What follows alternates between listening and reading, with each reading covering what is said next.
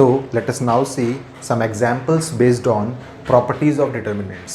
याद रखिएगा, properties of determinants में हम लोग मेनली 3 टाइप्स के क्वेश्चंस को सॉल्व करेंगे। टाइप 1 के जो क्वेश्चंस होंगे हमारे पास, उस पूरे क्वेश्चन को हम लोग बाय यूजिंग प्रॉपर्टीज़ ही या तो इवैल्यूएट कर देंगे या फिर जो भी उसकी रिक्वायर्ड कंडीशन होगी शो दैट या फिर प्रूव दैट वाली, उसको हम लोग प्रूव कर देंगे। इन प्रॉब्लम्स के अंदर हम लोग कभी भी अपने डिटर्मिनेंट को एक्सप्लिसिटली एक्सपैंड नहीं करेंगे किसी रो या किसी कॉलम के अकॉर्डिंग। ऑलराइट, टाइप 2 की हमारे पास जो प्रॉब्लम्स आएंगी उनके अंदर मेनली हम लोग अपनी प्रॉब्लम्स को प्रॉपर्टीज़ लगा के कुछ सॉल्व करेंगे एंड देन लास्ट में हम लोग उसको एक्सपैंड भी करेंगे बाय रो 1, रो 2 और एनी कॉलम। ऑलराइट, और टाइप 3 की प्रॉब्लम्स में हम लोग मेनली डील करेंगे कुछ इक्वेशंस के साथ जहाँ भी डिटर्मिनेंट्स इन्वॉल्व हो रहे हों। ठीक है, मेरी आपसे रिक्वेस्ट है कि आप इन सारे एग्जाम्पल्स को देखिएगा बिकॉज ये सारे एग्जाम्पल्स आपके लिए हेल्पफुल रहेंगे कंसेप्ट्स को ईजिली अंडरस्टैंड करने के लिए। ऑलराइट, सो फर्स्ट क्वेश्चन फटाफट देखिए आप लोग। Using properties of determinants we have to prove that this determinant equals to 0। अगर क्वेश्चन में स्पेसिफिकली बोला हुआ है कि यूजिंग प्रॉपर्टीज़ ही हमें इवैल्यूएट करना है, देन अगर आपने इसको एक्सपैंड करके इवैल्यूएट कर दिया देन वहाँ पे आपको एक भी मार्क नहीं मिलेगा। ऑलराइट, सो अगर स्पेसिफिकली बोला हुआ है यूजिंग प्रॉपर्टीज़ देन हमें कुछ ना कुछ प्रॉपर्टीज़ ज़रूर अप्लाई करनी है।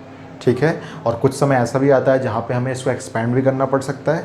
सो वो भी हम लोग टाइप के क्वेश्चंस देखने वाले हैं आप लोगों के साथ। सो अभी हम लोग टाइप 1 के क्वेश्चंस ही करेंगे इन पूरे वीडियोज़ में, जहाँ पे कहीं पर भी आप लोग इसको एक्सपैंड नहीं करोगे, by only using the properties आप लोग या तो इसको इवैल्यूएट कर दोगे या फिर इसको शो कर दोगे। Alright, so using properties of determinants we have to prove that this determinant equals to 0। so mind में आपको रखना है कि हमारे पास वो कौन कौन सी प्रॉपर्टीज़ होती हैं जिनकी मदद से हम लोग किसी भी डिटर्मिनेंट के आंसर को 0 इवैल्यूएट कर सकते हैं। तो सोचने की ज़रा कोशिश कीजिए एक बार आप लोग। हम लोगों ने 2 ऐसी प्रॉपर्टीज़ पढ़ी हैं जहाँ पे डिटर्मिनेंट का आंसर हमें 0 मिलता है। वो कौन सी प्रॉपर्टी होती है? तो प्रॉपर्टी एक बोलती है आपसे, अगर किसी स्पेसिफिक रो या किसी स्पेसिफिक कॉलम के सारे एलिमेंट्स आपको 0 मिल जाते हैं देन डिटर्मिनेंट की वैल्यू अल्टीमेटली 0 हो जाती है। ये प्रॉपर्टी थी हमारे पास एक। और एक और प्रॉपर्टी हमने क्या पढ़ी है, अगर कोई भी स्पेसिफिक 2 रोज़ या फिर कोई भी स्पेसिफिक 2 कॉलम्स आपके पास आइडेंटिकल आ जाते हैं या फिर प्रोपोर्शनल आ जाते हैं देन ऑल्सो डिटर्मिनेंट की वैल्यू आपको 0 मिल जाती है। तो सोचिए, क्या हम ऐसा कुछ इस डिटर्मिनेंट पर अप्लाई कर सकते हैं? सारे के सारे एलिमेंट्स तो 0 नहीं है यहाँ पे, बट फिर भी क्या हम लोग किन्हीं 2 रोज़ या फिर किन्हीं 2 कॉलम्स को आइडेंटिकल या फिर प्रोपोर्शनल बना सकते हैं क्या? सोचते हैं इसको हम लोग एक बार। ठीक है, सो हम लोग पहले इसको मान लेते हैं, लेट ये वाला पार्ट हमारा LHS का पार्ट है। ठीक है, सो हम लोग यहाँ पे LHS को लेके चल रहे हैं। LHS है हमारे पास डिटर्मिनेंट के अंदर 102, 18 and 36 and then 1, 3, 4 and then 17, 3 and 6। Alright, आपको बस ये सोचना है कि क्या कोई भी ऐसा रो या कोई भी ऐसा कॉलम है जो किसी स्केलर टाइम्स ऑफ कोई और स्केलर बन सकता है। तो अगर हमने ध्यान से भी इसको ऑब्जर्व किया तो हमने पाया जो हमारी R1 है और जो हमारी R3 है ये दोनों आपस में प्रोपोर्शनल हैं। अब देखिए कैसे प्रोपोर्शनल हैं ये। क्या हम बोल सकते हैं इसको?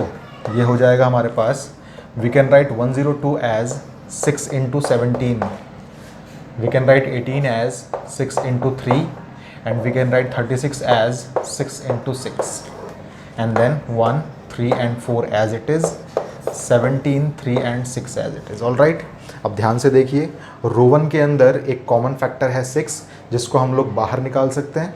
तो हमने इसको बोल दिया, ये कहलाएगा हमारा 6 टाइम्स ऑफ व्हाट, 17 रिमेनिंग रह जाएगा यहाँ पे, 3 यहाँ बच जाएगा और 6 यहाँ बच जाएगा। देन 1, 3, 4 है आपके पास एंड देन अगेन 17 है, 3 है एंड 6 है।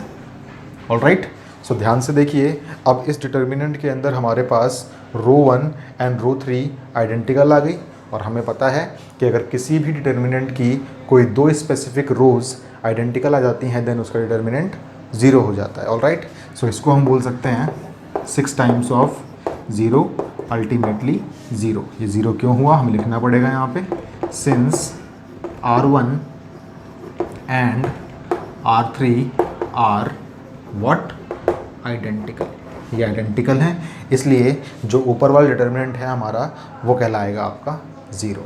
सो ये इस क्वेश्चन का रिक्वायर्ड सॉल्यूशन है। इसको प्लीज़ आप लोग अपनी नोटबुक्स के अंदर नोट डाउन कर लीजिए।